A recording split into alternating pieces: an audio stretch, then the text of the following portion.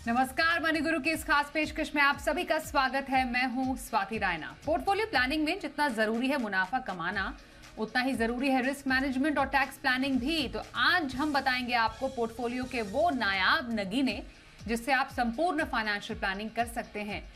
जानेंगे कौन से है पोर्टफोलियो के नव रत्न, और इस पर बातचीत करने के लिए हमारे साथ हैं प्रीति राठी गुप्ता, फाउंडर लक्ष्मी, और Hemant Rustagi, CEO Wise Invest. Preeti, Hemant ji, दोनों का बहुत स्वागत करते हैं मनी गुरु के आज के इस खास कार्यक्रम में। माता के खास दिन है, इसलिए नौ रत्न की हम बात करेंगे कि पोर्टफोलियो के कौन से ऐसे नौ नगीने हैं जिससे कि पोर्टफोलियो और भी ज्यादा सशक्त हो जाता है। मैं प्रीति आपसे सबसे पहले समझना चाहूं तो आपकी नजर में वो कौन सा नगीना है या वो कौन सा रत्न है जो पोर्टफोलियो को बहुत ज्यादा मजबूती प्रदान करता है। एक एक करके हम बात करेंगे, इसलिए शुरुआत आप कौन से नगीने से करना चाहेंगी? थैंक यू स्वाति, मुझे यहाँ बुलाने के लिए। और ये रियली एक ऑस्पिशियस टाइम है और हमारे लिए तो स्पेशली मेरे लिए, क्योंकि हम बात करते हैं लक्ष्मी में महिलाओं से। तो जब ये गॉडेस के दिन है, ये तो माता के दिन है, तो इसलिए और भी जरूरी है कि हम रीच आउट करें विमेन को और ये बात कहें कि उनको कैसे अपनी फाइनेंशियल प्लानिंग करनी चाहिए। तो मेरे लिए तो सबसे प्रेशियस फाइनेंशियल प्लानिंग में सबसे जरूरी एक जो नगीना है, जो कई बार, एंड स्पेशली मैं बात कर रही हूँ महिलाओं की तरफ से, कि वो एक चीज है जो कई बार छूट जाता है, वो है इक्विटी।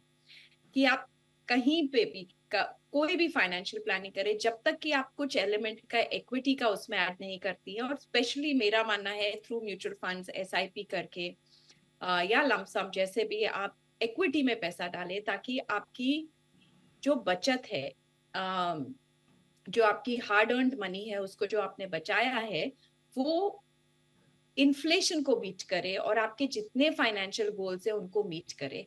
और हमने ये देखा है पिछले हम ट्रैजेक्टरी पिकअप करें तो हम देखेंगे सिर्फ एक एसेट क्लास है जिसने इन्फ्लेशन को बीट किया, और वो है इक्विटी। इसीलिए जरूरी है कि कुछ पोर्शन आपके इन्वेस्टमेंट का जरूर इक्विटी में जाए।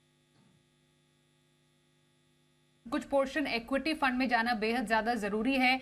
इक्विटी में हमने इनफैक्ट प्रीति आप ही से मैं इसमें फॉलो अप समझूं, अभी जो खास तौर पर हम महीना दर महीना एम्फी के डेटा भी देखते हैं, आपने एसआईपी का भी जिक्र यहाँ पर किया। ये जो ट्रेंड है उससे काफी ज्यादा साफ हो जाता है कि निवेशकों का जो रुझान है वो सिस्टमैटिक इन्वेस्टमेंट प्लान की तरफ बढ़ रहा है। इक्विटी में इन्फ्लो अच्छा खासा आया है, और हमने तो पिछले कुछ टाइम में स्मॉल कैप और मिड कैप में भी अच्छी रैली देखी है। तो आपकी नज़र में अभी किसी को निवेश की शुरुआत करनी है तो इक्विटी में खास तौर पर किन तरीके की कैटेगरीज ज़्यादा निवेश करने के लिए बेहतर है, और क्या इनमें एसआईपी एक बेहतरीन जरिया ही है? एसआईपी अगर हम देखें इसलिए भी बढ़ रहा है स्वाति, क्योंकि एसआईपी ने इन्वेस्टमेंट डेमोक्रेटाइज कर दिया है। पहले जब शेयर बाजार में या इक्विटी में लोग इन्वेस्ट करते थे तो एक बड़ी रकम की जरूरत होती थी, लेकिन एसआईपी के द्वारा आज आप 100 रुपए में भी हर महीने 100 रुपए या 100 रुपए की एक एसआईपी के द्वारा भी निवेश कर सकते हैं। तो एक तो ये डेमोक्रेटाइजेशन हो गया, दूसरा डिजिटाइजेशन, जिसके जरिए से प्लेटफॉर्म या access to SIP, ease of doing SIP हर हर देश के हर एक कोने तक पहुंच गई है। आज हम देखते हैं स्पेशली लक्ष्मी में, तो हम देखते हैं टियर 2, टियर 3, टियर 4 तक महिलाएं जो है अपनी एसआईपी कर रही है। तो इस कारण से एसआईपी में, और हम आगे भी चलते हुए ये देखेंगे कि एसआईपी काफी मात्रा में ये ग्रोथ एसआईपी की होगी। अभी अगर कोई करना हो, मुझे अगर कोई पूछता है तो हम तो हमेशा ये कहते हैं कि जो आपका फाइनेंशियल गोल हो उसके मुताबिक आप करें। अगर आपके गोल में, अगर आपको ऐसा लगता है कि आपको एक स्टेबल रिटर्न की जरूरत हो, आपको हो सकता है पिछले अगले 5 साल या पिछले अगले 6 साल में आपकी रकम अगर निकालनी हो, तो हम अभी भी रेकमेंड करेंगे कि आप सेफ थोड़े से इक्विटी में भी लार्ज कैप के तरफ अपना इन्वेस्टमेंट रखें। लेकिन अगर आप में थोड़ी रिस्क टेकिंग एबिलिटी हो तो मिड कैप, स्मॉल कैप में ग्रोथ हमेशा बेटर होती है। इंटरेस्टिंगली हमने एक्चुअली अभी ये देखा है कि शॉर्ट टर्म, अभी के जो इमीडिएट आपके 6 महीने 8 महीने जो हम पैसा डेट फंड में रखते थे या लिक्विड फंड्स में रखते थे, उसके बजाय अभी आर्बिट्राज फंड्स जो है इक्विटी में वो काफी अच्छा रिटर्न दे रहे हैं। और शॉर्ट टर्म के लिए उसमें एक टैक्स बेनिफिट जो पहले डेट में होता था वो टैक्स के हिसाब से भी ये ज्यादा सूटेबल है। बिल्कुल। तो आपने कहा इक्विटी फंड निवेश शुरू करने का बेहतरीन तरीका, और उसमें भी सिस्टमैटिक इन्वेस्टमेंट प्लान एक ऐसा तरीका है जिससे आप निवेश की शुरुआत कर सकते हैं, उसका शुभारंभ कर सकते हैं। हेमंत जी, आपकी नजर में निवेश का सबसे पहला आधार क्या माना जाए? देखिए स्वाति, क्योंकि हम बात कर रहे हैं फाइनेंशियल प्लानिंग की, तो फाइनेंशियल प्लानिंग एक प्रोसेस है। वो शुरू होता है जब आप अपनी इन्वेस्टमेंट शुरू करते हैं और खत्म होता है जब आपका जो गोल है वहां तक पहुंचते हैं।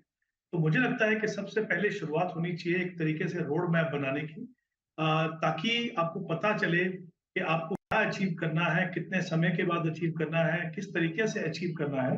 तो सबसे पहला स्टेप होना चाहिए, अपने गोल्स को आप एस्टेब्लिश करें, अपने गोल्स को आइडेंटिफाई करें, उनके अचीव करने के लिए कितना समय है आपके पास, कितना पैसा आपको चाहिए। और एक चीज का ये बहुत ध्यान रखना है कि लॉन्ग रन में इन्फ्लेशन जो है वो एक काफी बड़ा खतरा है आपके पोर्टफोलियो के लिए।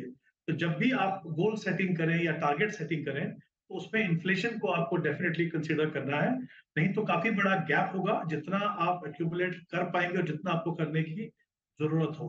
तो ये रोड मैप बनेगा, जैसा मैंने कहा, आपके शॉर्ट टर्म गोल, आपके मीडियम टर्म गोल्स और आपके जो लॉन्ग टर्म गोल्स हैं उनको एस्टेब्लिश करें, और टारगेट बनाने के बाद एक एज्यूम रेट ऑफ रिटर्न पे जो एक रीजनेबल होना चाहिए, अचीवेबल होना चाहिए, उसके हिसाब से आप कैलकुलेशन करके देखते हैं कि मुझे हर गोल के लिए कितना पैसा इन्वेस्ट करने की जरूरत है। और ये इसलिए भी इंपॉर्टेंट है कि कहीं ना कहीं वो आपको मदद करता है अपने गोल्स को प्रायोरिटाइज करने में, कि कितने गोल्स को पूरा करने की क्षमता आज मुझ में है, कितने को हम पोस्टपोन करें और कितने को हम अभी छोड़ें। आई थिंक ये बहुत जरूरी है कि अपने प्रोसेस की शुरुआत करें एक क्लियर रोड मैप बना के, ताकि आपकी जो इन्वेस्टमेंट है और आपका जो पूरा प्रोसेस है वो ट्रैक पे रहे। बिल्कुल। तो एक बेस तैयार करना जरूरी है, जैसा हेमंत जी ने बताया, और लक्ष्यों को अलग अलग अवधि में बांटना, जैसे शॉर्ट टर्म हो गया, मीडियम टर्म है, लॉन्ग टर्म है। शॉर्ट टर्म जैसे आज से भी आपका अगले एक हफ्ते तक का लक्ष्य भी हो सकता है, एक साल भर तक के लिए।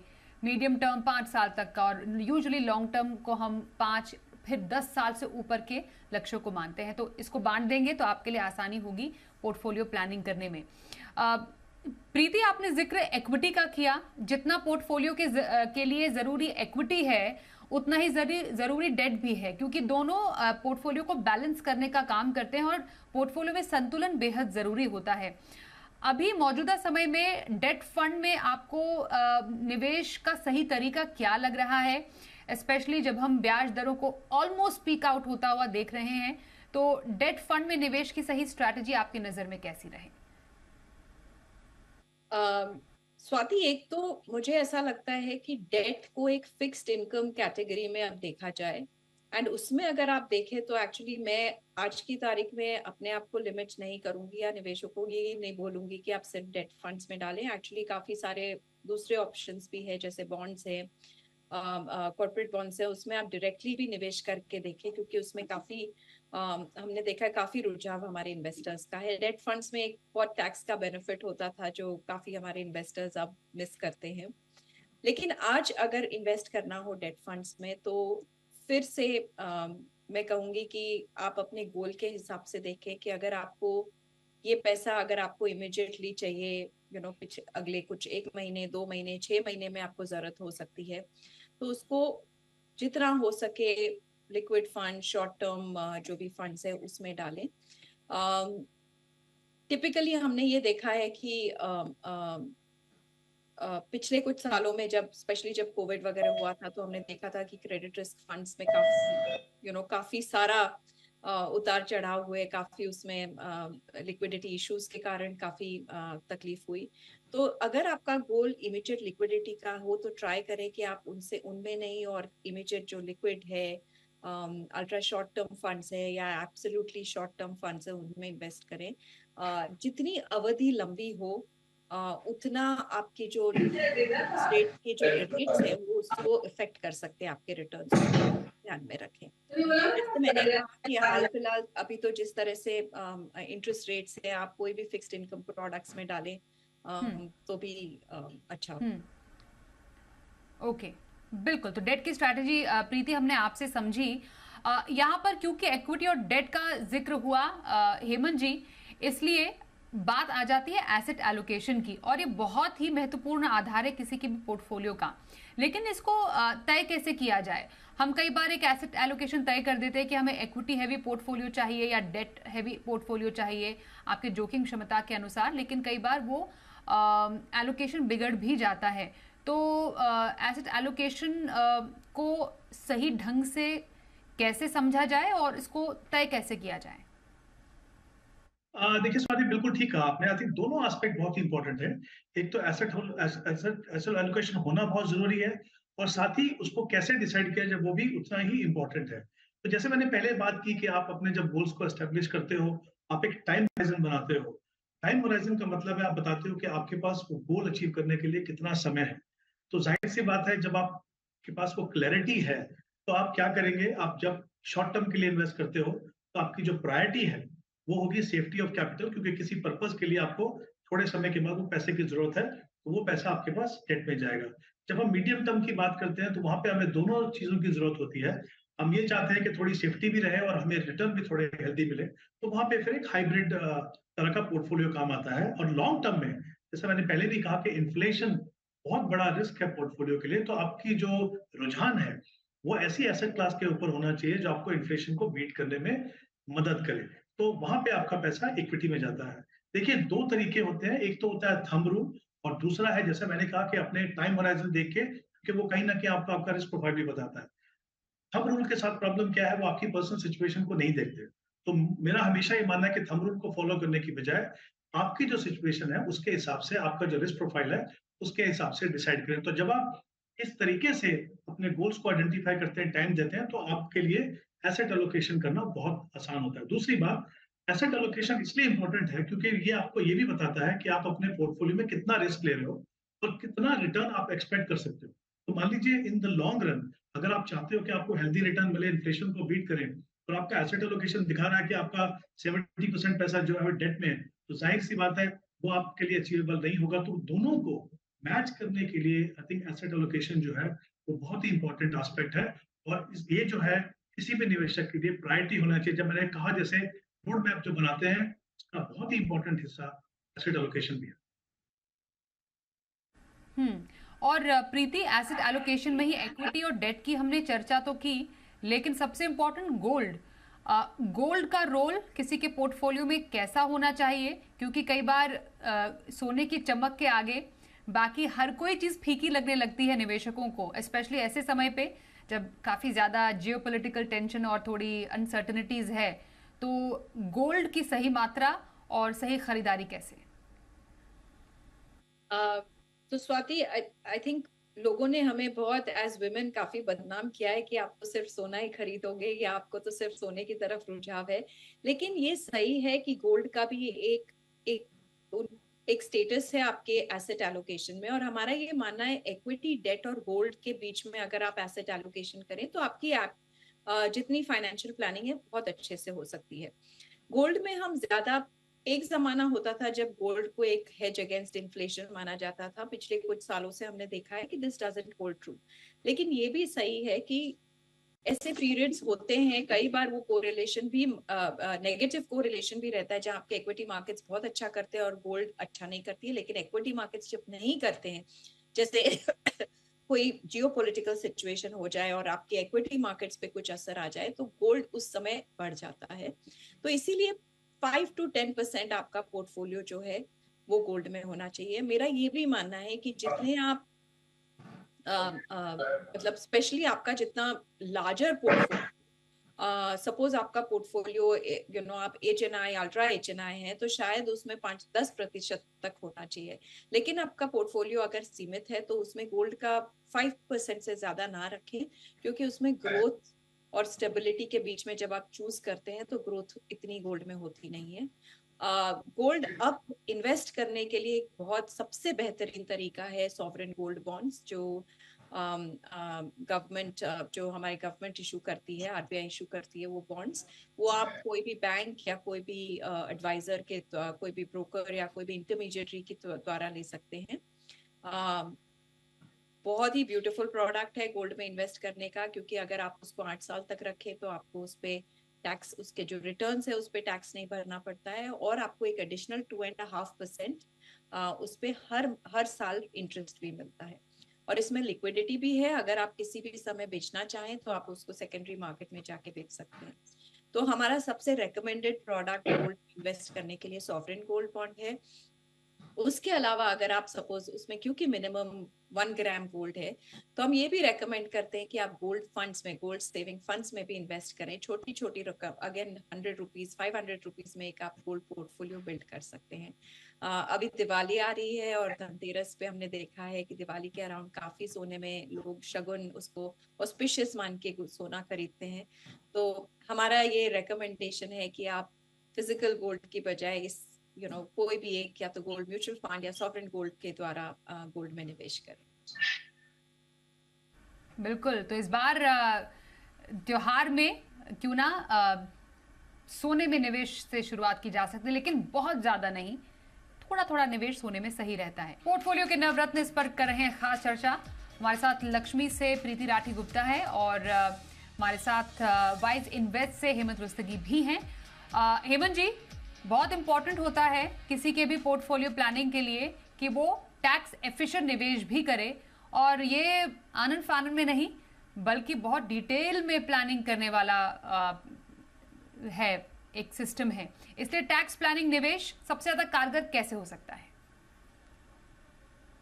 देखिए स्वाति, यहाँ पे दो इंपॉर्टेंट एस्पेक्ट है। एक तो होता है कि इन्वेस्टमेंट के समय पे, निवेश के समय पे टैक्स प्लानिंग करना या टैक्स सेव करना, और दूसरा मुझे लगता है जो उससे भी ज्यादा इंपॉर्टेंट है, स्पेशली अब जब हम जानते हैं कि जो न्यू टैक्स रिजीम है वो डिपेंड करता है आपने न्यू टैक्स रिजीम के अंडर है क्या, ओल्ड में है। तो ऑब्वियसली अगर नए में है तो किसी भी टैक्स इन्वेस्टमेंट की आपको जरूरत नहीं है। लेकिन इंपॉर्टेंट ये है, स्पेशली जब आप अपना पोर्टफोलियो बनाते हैं, कि जो रिटर्न्स हैं वो रिटर्न जो है वो टैक्स एफिशिएंट होने चाहिए, क्योंकि वो आपके पोर्टफोलियो की जो ओवरऑल रिटर्न है उस पर काफी बड़ा इम्पैक्ट करते हैं। क्योंकि अल्टीमेटली एक होता है ग्रॉस रिटर्न, फिर आपने उसके ऊपर टैक्स पे किया, फिर आपको पोस्ट टैक्स जो रिटर्न मिलता है, आपके काम तो सिर्फ वही आता है। तो वही डिफरेंस है। जैसे हम अगर कहते हैं कि ट्रेडिशनल ऑप्शन में, फिक्स डिपॉजिट में, स्मॉल सेविंग में, जहाँ पे ज्यादातर ऑप्शन में आपके जो जो जो टैक्स आपको पे करना पड़ता है, तो पोस्ट टैक्स रिटर्न, एक तो रिटर्न कम होता है, उसके बाद पोस्ट टैक्स रिटर्न और भी कम होता है। तो ये बहुत ही इंपॉर्टेंट है एक, कि आप ऐसी इन्वेस्टमेंट ऑप्शन चुने जहां पे आपको टैक्स एफिशिएंट रिटर्न मिले। और even with in one asset class भी अगर आप थोड़े से केयरफुल रहें तो आप बेटर और higher tax, post tax return ले सकते हैं। फॉर एग्जांपल मैं आपको बताता हूँ, अगर आपका मान लीजिए इक्विटी पोर्टफोलियो है, आप खुद से इन्वेस्ट करते हो या आप एमएस के थ्रू इन्वेस्ट करते हो, और उसको हम कंपेयर करें म्यूचुअल फंड पोर्टफोलियो से। म्यूचुअल फंड में जो बाइंग एंड सेलिंग है वो फंड मैनेजर करते हैं आपके बिहाफ पे। आपके पास टैक्स तभी आपको पे करना है जब आपने खुद ट्रांजैक्शन किया, लेकिन जो फंड मैनेजर चेंजेस कर रहे हैं उसके लिए आपको कोई भी टैक्स नहीं देना है। लेकिन अगर आप खुद से अपना इक्विटी पोर्टफोलियो संभाल रहे हैं तो वहां पे अगर आप जो भी चेंजेस करते हैं, तो डिपेंडिंग ऑन आप 1 साल के अंदर करते हैं, 1 साल के बाद करते हैं, तो वहां पे भी आपको टैक्स पे करना है। दूसरी बात, जो टैक्स रेट्स हैं अभी जहाँ पे इंडेक्सेशन बेनिफिट मिलता है, जैसे इक्विटी पोर्शन अगर 35% या उससे ज्यादा है, तो ऐसी जो हाइब्रिड फंड्स हैं उनको अगर आप पोर्टफोलियो में शामिल करें तो आपको इंडेक्सेशन का बेनिफिट मिलेगा। तो थोड़ी सी सोच, थोड़ा सा समझ के, थोड़ी सी अपनी रिक्वायरमेंट को समझ के अगर आप सही इन्वेस्टमेंट ऑप्शन का मिक्स लें, तो आपके जो रिटर्न, एक तो ग्रॉस रिटर्न सुधरेंगे, दूसरा जो पोस्ट टैक्स रिटर्न है उसमें काफी फर्क पड़ेगा। और मुझे लगता है आपके लक्ष्यों को पूरा करने के लिए ये एक बहुत ही इंपॉर्टेंट एस्पेक्ट है जिसपे निवेशकों को पूरा ध्यान देना चाहिए। राइट सर, और उतनी ही इम्पोर्टेंस रिस्क मैनेजमेंट की भी है प्रीति। एंड हम जानते हैं कि रिस्क मैनेजमेंट में इंश्योरेंस और इमरजेंसी प्लानिंग दोनों आ जाते हैं, और इनफैक्ट निवेश शुरू करने से पहले भी insurance and then emergency fund बना लेना चाहिए। तो कितना इंश्योरेंस, कितना इमरजेंसी फंड आप सजेस्ट करेंगी? तो इंश्योरेंस हम हमेशा ये रेकमेंड करते हैं कि सबसे पहले, और पर्टिकुलरली हेल्थ इंश्योरेंस, जितने भी आप जैसे आपने जस्ट अपना करियर शुरू किया है या जस्ट कमाई शुरू की है, तो कई लोग सोचते हैं कि हमें इंश्योरेंस की क्या जरूरत है, या हमें इमरजेंसी फंड की क्या जरूरत है, तो हम सबसे पहले कहते हैं कि आप इंश्योरेंस लीजिए, क्योंकि इंश्योरेंस एक सुरक्षा कवच है। आपके जितने भी फाइनेंशियल प्लानिंग की जो जर्नी है उसके ऊपर एक वो रिस्क कवर है, ताकि कुछ भी हेल्थ इमरजेंसी हो जाए तो आपकी फाइनेंशियल प्लानिंग डीरेल ना हो, उसमें से आपको पैसे, जो आपकी बचत है या इन्वेस्टमेंट है, उसमें से पैसे आपको निकालने ना पड़े। तो हेल्थ इंश्योरेंस की जहां तक बात है, अब हम एक थंब रूल बोलते हैं उसमें कि कम से कम आपकी सिटी में एक हार्ट सर्जरी होने जितनी आपके पास हेल्थ कवर होनी चाहिए। आज की तारीख में वो प्राय 4 से 5 लाख रुपए होती है। जैसे हमने कोविड में भी देखा कि अगर आपको कोई ट्रीटमेंट चाहिए हॉस्पिटल में, तो एक 4 to 5 lakhs का कवर होना चाहिए फॉर एन इंडिविजुअल। फिर ये भी डिपेंड करता है कि सिर्फ आप अपने लिए लें, आपके ऊपर जितने भी डिपेंडेंट्स है, आपके स्पाउस हो या आपके पेरेंट्स हो, आपके बच्चे हो, जिनकी भी अगर हेल्थ मेडिकल इशू हो और पे आपको करना पड़े, तो उसकी हेल्थ, उन सब की हेल्थ इंश्योरेंस आपको लेनी चाहिए। ये खर्च है, ये एक्सपेंस है, लेकिन ये एक्सपेंस करना बहुत जरूरी है ताकि आपकी फाइनेंशियल प्लानिंग डिले ना हो। इसमें एक इंश्योरेंस और टर्म बिल्कुल। इंश्योरेंस या लाइफ इंश्योरेंस की बात करते हैं। जब आप ब्रेड अर्नर हो या जो भी फैमिली में ब्रेड अर्नर हो, और बहुत सारी लायबिलिटीज हो, राइट। रिस्पॉन्सिबिलिटीज हो, तो उस हिसाब से आपको इंश्योरेंस हम्म। के टर्म इंश्योरेंस या लाइफ इंश्योरेंस भी लेनी चाहिए। हम्म। जहां तक इमरजेंसी फंड का सवाल है, बिल्कुल।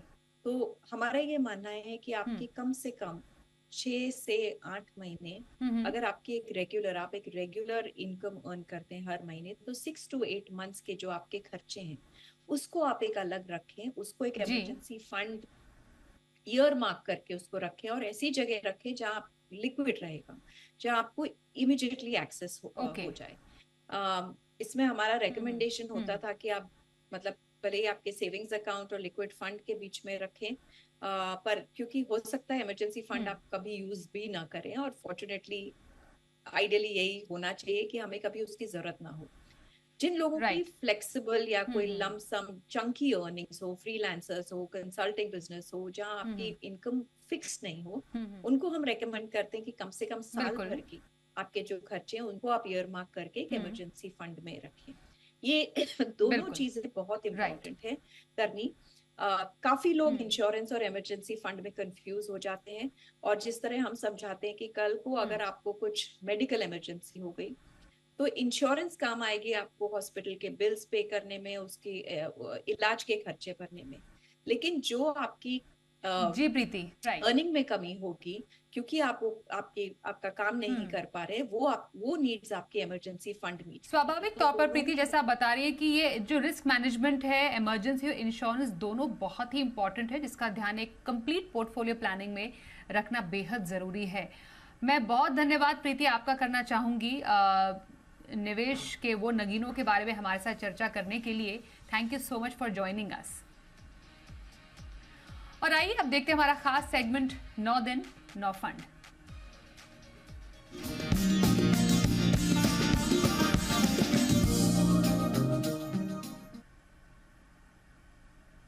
तो मुनाफे के फंड हम अब जानेंगे। हमारे साथ वाइज इन्वेस्ट के हेमंत रुस्तगी है। हेमंत जी, आपकी नजर में वो कौन से दमदार फंड है जो पोर्टफोलियो में शामिल किए जा सकते हैं? कौन सी कैटेगरी और कौन से फंड? देखिए स्वाति, क्योंकि हम इक्विटी फंड की बात करें तो सबसे पहले मुझे लगता है सबसे इंपॉर्टेंट कैटेगरी होती है मल्टी कैप फंड्स। वो इसलिए इंपॉर्टेंट है क्योंकि उसमें तीनों सेगमेंट में मिनिमम 25% इन्वेस्टमेंट रहती है।